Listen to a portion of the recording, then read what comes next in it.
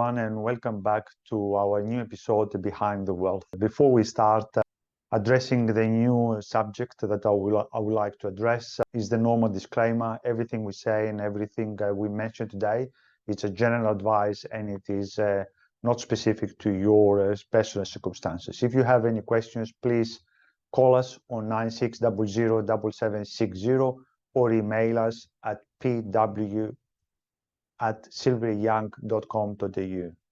P as private, W as wealth, at silveryyoung.com.au. Today, I probably wanted to say what we do, to talk about what we do about in the new financial year. Usually we have a milestone. So usually it is the calendar financial year, a birthday, an important anniversary, a new financial year, that somehow our brain and our general habits set us to review a little bit and do some sort of reflection of what we have done in the past period and what we need to do in the coming period for the future. And a new financial year, it's a very good starting point, as also as a new calendar year. And I know for people in the new financial year, they do more personal goals on a personal level, not related to financial goals, but of course also related to financial goals. And some people on the beginning of the financial year, they want to make sure their financial affairs are a bit more tight and reviewed and addressed more properly. If they haven't done so in the past 12 months of the previous financial year. So what is the common thing that we do in the new financial year? Number one, it is we check the person or whoever does this review, the investment strategy, what we aiming, what we do. We test, we check the budget. If we spend a lot more or we save a lot less than we're supposed to do. So we review the budget, we review the spending habits, we reflect on this. Usually it's a lot of reflection on spending and what we use with this money that we earn weekly or monthly or fortnightly. And also we review the allocation of the savings. So what do we do with these savings if we have savings? And if we don't have enough, how we can achieve a bit more savings. Don't forget, with this, we talked a lot before that it is not only what we earn, but it's also how much we spend. So we talked about the Richest Man in Babylon, the book. We talked in many podcasts before that you need to pay yourself first.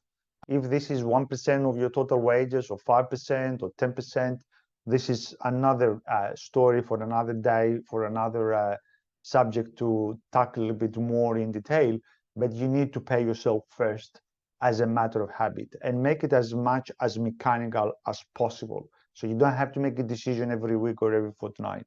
So this is really on a personal level. The other thing we need also to address is our lifestyle protection. Do we have enough? If we get a pay rise, what do we do? Do we address and we increase our income protection or not? If we change job and we took a pay cut because we want life change, we still have a higher level of income protection. We need to drop it down to the new one if we see this is going to be in a long term, that's the new standard, the new level.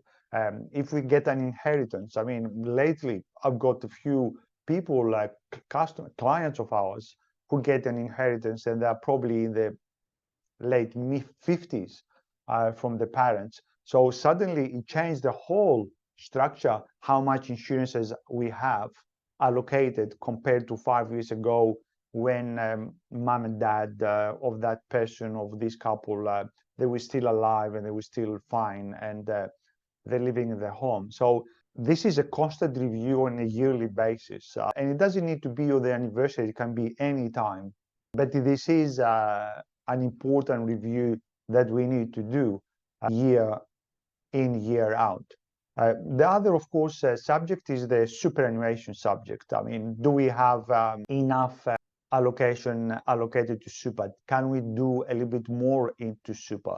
Especially if we are in a bit older age and we bought our home and we have 1 or 2 investment properties, maybe we can allocate more money to the super. It's tax effective most of the times. It is tucked away and automated, invested for us through the superannuation fund.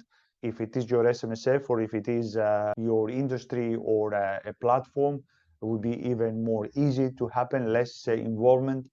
So this is things that we need to tackle.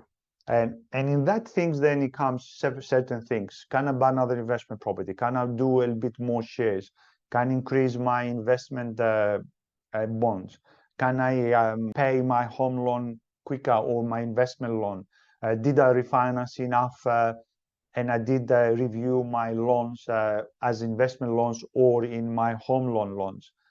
If my fixed rate dropped, take an action quicker instead of wait for the last minute when you don't have choice. Refinance before change jobs. And if you take a pay cut or change jobs and then you need to wait 3 months or 4 months to have pay slips and the bank will be satisfied that you passed the probation. All these little things that we need to do anytime, but more likely probably is a good time to review if there's no enormous changes, significant changes around this time, the beginning of the financial year, to set up ourselves for a better financial year this year. And also, the most important of all, we use the law and the regulations to our best possible advantage for tax minimization. And this is a classic example of contributing extra money to the super and get a deduction, especially if you are in a little bit more mature age. And a lot of times people use this as a significant savings for future retirement. If your employer tops up another 3 or 4 or 5%, some of the some of the universities that do that, some companies that do that. So take advantage of this. So what I'm trying to say, now is the time to have a conversation with your financial planner. Now is the time to have a conversation with your accountant, not just before May and April. April and May, it is a little bit a last minute reaction to make sure that we haven't missed something, which is absolutely important.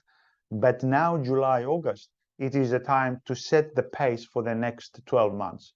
And then in 3, 4 months, we review, 6 months, we review again. And then again, April, May, we review again to take the maximum advantage. A lot of this conversation, we don't need to take a lot of action. It takes half an hour, 3/4 of an hour. We know that the data we have, it is correct. They are updated. There's no major changes, which is fine. We tick the boxes. We checked it next year again. And also provides the platform, provides the ground for us to have a conversation in something you probably haven't touched before. I mean, we looked at this 2, 3 years ago and we haven't done anything like, for example, an investment, a particular investment in a particular area, say green energy or something. But now maybe you're ready. Do you want to address it again? A lot of times also the children grown up and they become 15, 16, teenagers. What do we do with that? Maybe now we can address a little bit more to put a plan to help the children through education and other stuff that every family feels important to help their children. So these meetings are very important to review, to challenge the status quo, and also to see if there is any new opportunities coming along. The moral of the story is it's now time again to review your financials through your personal finances, your lifestyle protections, your superannuations, your general investments, and your spending habits and your saving habits. This is from me. Till next time, have a good day.